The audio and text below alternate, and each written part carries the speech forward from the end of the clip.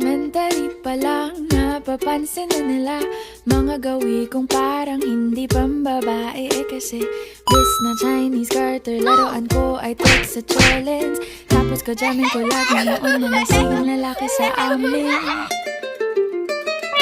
Nung ako'y mag-high school ay napabarkada sa mga bay. Curious na babae na ang hanap din ay babae. Sa halip na makeup kit, bit-bit ko ay gitara. Tapos pormahan ko lagi ay long sleeves na t-shirt at faded na lonta.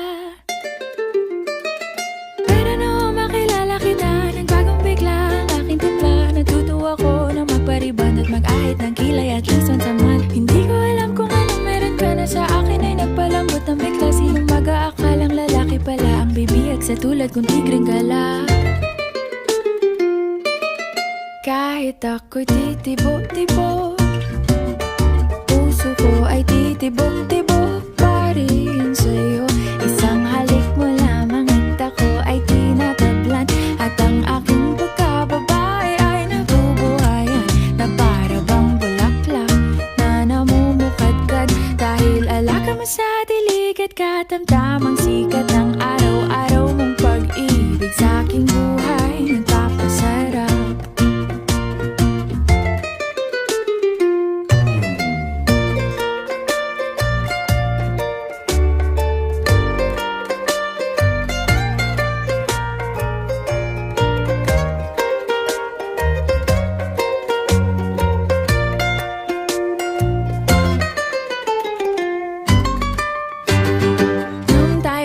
College ay saka ko lamang binigay ang matamis na oong 10 buwan mong trinabaho.